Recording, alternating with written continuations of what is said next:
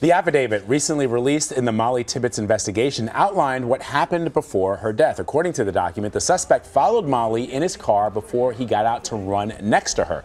That's when Mollie tried to get help. Mollie grabbed her phone and tried to call 911. After that, the suspect says he blacked out. So joining us now is empowerment self-defense instructor Christen Brandt, who can give us some insight on how to fight back if something like this happens to you. Thanks for joining us, Christen. Thanks for having me. Vlad and I have had this conversation before. We have talked about, I run, his girlfriend's sort of out in the streets of New York with our headphones on, and he often finger wags. I do. Because he doesn't do that, right? No, because I think situational awareness is probably the most important thing and the most important tool anybody, man or woman, can have when they are out and about and engaging with other people in the streets, wherever you happen to be, whether it's in the cornfields of Iowa or in the Stone Canyons of New York. So one of the reasons that I do that, I said I started doing that, is because I was deliberately trying to block out people who were kind of a minor threat. Cat calls, or I just didn't want to hear it, right?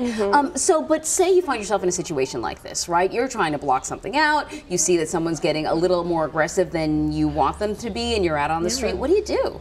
Yeah, so first of all, I think it's important to know you have a right to be safe.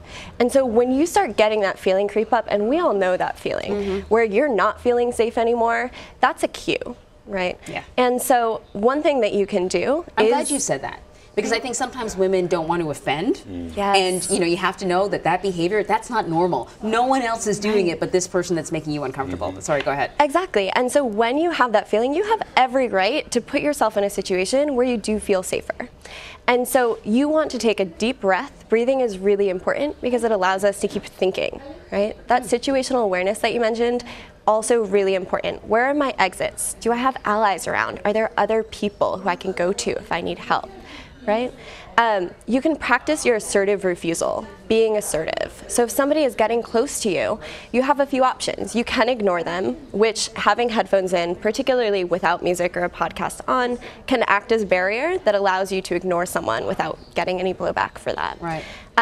But you can also say assertively, back away. No, you are too close. One thing you want to be careful of is you don't want to escalate the situation. Right? Your number one goal, anytime that you feel unsafe, is to be safe again.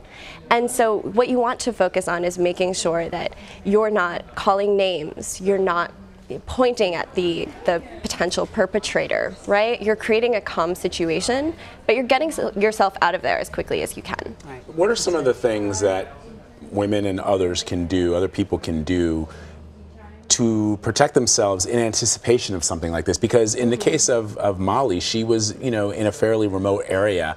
And so I wonder, when you're with just one other individual and you're very far away from where other people could see you or where you could actually get to a spot where you would be safe, do you recommend self-defense classes? Do you recommend pepper spray? I always carry one of those kabutos especially when I'm in the field in certain countries where things can get very dangerous very quickly, which is just it's like a pen object that is legal to carry because you can't carry like little tiny knives or anything. So you can just use that to like poke somebody to leave you alone. Is that something you recommend? Thanks for demonstrating on me, by the way. One thing we do recommend is that you think about the things that you carry with you on a regular basis. Is it a pen? Do you have perfume? Do you have some kind of spray on you, right? What are the things, your keys, what are the things that you have with you every day that you can grab if you're in an unsafe situation? How can you use those things in order to protect yourself, right? Another technique we talk about is called a lose to win. And lose to win just means if you do have someone who is making you feel uncomfortable, they're making you feel unsafe, particularly in a situation like this where you have someone who's bugging you for your number, they want to see you again.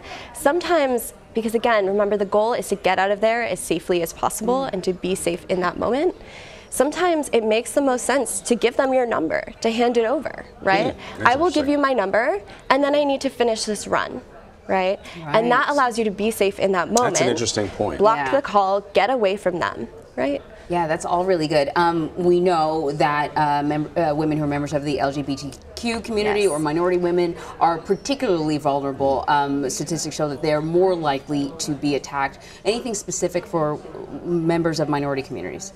I think one of the biggest things is to watch out for your allies, right? And so in those situations, taking note of who's around you, who can you make eye contact with that looks like they might be willing to work with you, might be willing to help out, and also safety planning, right? When you go for a run, does someone know where you're going?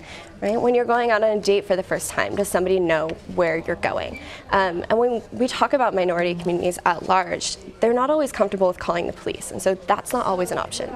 And so you can think through ahead of time, what are the other ways, what are the other people, who are the other things that, the other ways I can call on for help, so that I'm prepared if a situation were to arise. I think that some of the points you make are really important for people, because I generally think that when people, for example, go for a jog or they go for a run, they're not thinking about some of these things. They put their earbuds on and they just go. And my feeling always is, when I get to a hotel, wherever I am in the world, whether it's Paris or it's Lagos, Nigeria, I look for the exits right away to know where I am on the floor. If there's something that goes on, how am I going to get out of here? When I go into a movie theater, I know it's terrible that we live in a world and a society right now where that's what we have to be aware of, but you go into a movie theater, I'm always looking at the closest exit to see where I'm going to head if there's something that happens. And so I just think being a little bit more aware of your surroundings can probably go a long way. Yeah, because it's not about being paranoid. I mean, Christen, what you're suggesting are things that you can do quite casually and still feel comfortable and not afraid, you know? And you can even practice this walking down the street,